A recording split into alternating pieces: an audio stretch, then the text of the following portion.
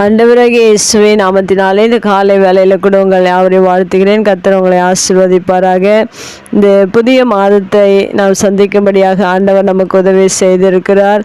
இந்த புதிய மாதத்தில் உங்கள் ஒவ்வொருவரையும் தேவன் ஆசீர்வதித்து இந்த மாதம் முழுவதும் உங்களை நடத்துவாராக. இந்த நாளிலே கூட எபிரேயர் 13ஆம் அதிகாரம் 5ஆம் வசனத்தை கூட வாசித்து 5ஆம் வசனத்தின் ஒரு பகுதியை கூட வாசித்து தியானிக்கலாம். நான் உன்னை விட்டு விலகுவதும் இல்லை, உன்னை கைவிடுவதும் இல்லை என்று அவர் சொல்லியிருக்கிறாரே.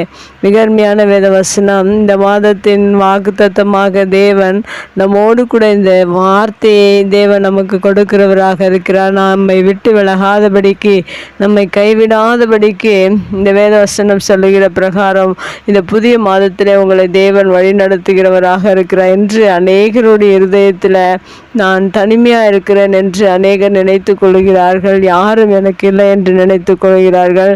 அநேக தனிமை மிகவும் வேதனையான ஒரு சூழ்நிலையாக அநேகருக்கு அமைந்து விடுகிறது.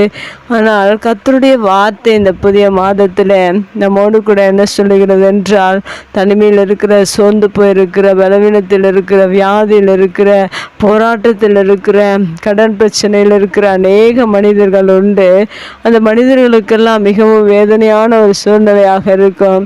ஆனால் தேவன் சொல்கிற வார்த்தை நாம் விசுவாசிக்கும் போது மெய்யாகவே தேவன் அநேக அற்புதங்களை, அதிசயங்கள் நம்முடைய வாழ்க்கையில் செய்கிறவராக இருக்கிறார். இந்த வேத வசனம் என்ன சொல்கிறது என்றால், நான் உன்னை விட்டு விலகுவதும் இல்லை, உன்னை கைவிடுவதும் இல்லை என்று சொல்லியிருக்கிறார்.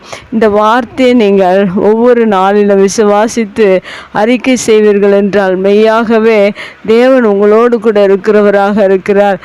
இன்று மனிதர்கள் அநேகர் நம்மோடு கூட இருப்பார்கள். அவர்கள் நம்மை விட்டு விலகி விடுவார்கள், நம்மை கைவிடுவார்கள். ஆனால் நம்முடைய தேவன், நாம் எப்படிப்பட்ட சூழ்நிலைகள், இந்த உலகத்தில் எத்தனை ஆபத்தான சூழ்நிலைகள், வேதனைகள், கண்ணீர்கள் எல்லாம் வந்தாலும் தேவன் நம்மை விட்டு விலகாத தேவன். இவ்வாறாக நமக்காக தேவன் இந்த வார்த்தையை சொல்லியிருக்கிறார். இந்த வார்த்தையின் பிரகாரம் இந்த புதிய மாதம் முழுவதும் தேவன் உங்களை விட்டு விலகாதபடிக்கும், உங்களை கைவிடாதபடிக்கும் நடத்துகிறவராக இருக்கிற புதிய மாதத்தை சந்திக்கிற நீங்கள் அநேக காரியங்களை குறித்து என்னுடைய நண்பர்களாக இருக்கலாம், உறவினர்களாக இருக்கலாம், பெற்றவர்களாக இருக்கலாம், கணவராக இருக்கலாம், தகப்பனாக இருக்கலாம், இல்லை பிள்ளைகளாக இருக்கலாம், என்னை கைவிட்டு விட்டார்கள் என்று அநேகர் கண்ணீரோடு வேதனையோடு கூட கதறி அழுது தனிமையை நினைத்து வேதனைப்படுகிற அநேக மனிதர்கள் உண்டு, அநேக தாய்மார்கள் உண்டு, அநேக பிள்ளைகள் உண்டு. ஆனால் அந்த துக்கத்தின் நேரத்தில், கண்ணீரின் நேரத்தில் தேவன் நம்மோடு கூட பேசுகிறவராக இருக்கிறார். கர்த்தருடைய வார்த்தையின் பிரகாரம் தேவன் உங்களை விட்டு இந்த புதிய மாதத்தில் விலகுகிறதும் இல்லை, அவர் கைவிடுகிறதும் இல்லை என்பதை நீங்கள் விசுவாசிங்கள். மெய்யாகவே தேவன் உங்களோடு கூட இருந்து துணையாக இருந்து தேவன் உங்களை நடத்துகிறவராக இருக்கிறார். இந்த வசனத்தில் இப்படி தேவன் இந்த வார்த்தையை வாக்குத்தத்தமாக இந்த புதிய மாதத்தில் கொடுத்திருக்கிறதன் பிரகாரம் நாம் என்ன செய்ய வேண்டும் என்றால், அடுத்த வசனம் சொல்லுகிற நாம் தைரியம் கொண்டு என்று சொல்லப்பட்டிருக்கு. ஆனால் தேவன் உங்களோடு இருப்பதனால நீங்கள் தைரியமாக இருங்கள். ஏனென்றால் தேவன் உங்கள் சகாயராக உதவி செய்வதற்கு தேவன் இருக்கிறார். ஒருவேளை உறவுகள் நமக்கு உதவி செய்யாதபடிக்கு நம்மை கைவிடலாம், நம்மை விட்டு விலகலாம். ஆனால் தேவன் நம்முடைய வாழ்க்கையில் ஒவ்வொரு நிமிடமும், ஒவ்வொரு நாளிலும் தேவன் நமக்கு சகாயராக இருந்து நமக்கு தேவையான எல்லா உதவிகளையும், எல்லா நன்மைகளையும், ஆசீர்வாதங்களையும் பரத்திலிருந்து நமக்கு கொடுத்து நம்மை ஆசீர்வதிக்க அவர் வல்லவராக இருக்கிறார். ஒருபோது நீங்கள் எந்த சூழ்நிலையாக இருந்தாலும் நீங்கள் சோர்ந்து போகாதிருங்கள். ஏனென்றால் தேவன் நம்மை விட்டு விலகாத தேவன், நம்மை கைவிடாத தேவன் நம்மோடு கூட இருக்கிறார் என்பதை நீங்கள் தைரியமாக ஒவ்வொரு நாள் அறிக்கை செய்து பாருங்கள்.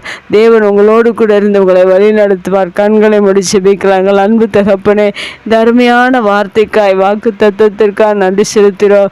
இந்த வாக்கின்படி இந்த புதிய மாதத்தில் நீங்கள் எங்களை விட்டு விலகாதபடிக்கு, கைவிடாதபடிக்கு எங்களை நீர் நடத்த போகிறதற்காக நன்றி செலுத்துகிறோம். எங்கள் ஆண்டவரே, எத்தனை நண்பர்கள், எத்தனையோ மனிதர்கள் அநேக சூழ்நிலை நிமித்தமாக, மனிதர்கள் கைவிட்டது நிமித்தமாக சோர்ந்திருக்கிற ஒவ்வொரு உள்ளங்களையும் இந்த வார்த்தையின் மூலம் நீர் ஆற்றி தேற்றி இந்த பாதம் முழுவதையும் நீர் ஆண்டவரே அநேகருடைய கண்ணீரை துடைத்து அவர்களை விட்டு விலகாதபடிக்கு நீர் நடத்த போகிறதற்காக நன்றி செலுத்தினோம். தொடர்ந்து உங்கள் பிரசன்னம் ஒவ்வொருவரோடு கூட இருக்கட்டும். உடைய வார்த்தை கேட்கிற ஒவ்வொரு பிள்ளைகளுக்கும் நீர் ஆண்டவரே சகாராய் இருந்து நீர் உதவி செய்ய நீர் வல்லவராய் இருக்கிறபடினால் நன்றி செலுத்தினோம். தொடர்ந்து உங்கள் பிரசன்னைகளோடு கூட இருக்கட்டும். இயேசுவின் நாமத்தில் ஜெபங்கள் நல்ல பிதாவே, ஆமேன்.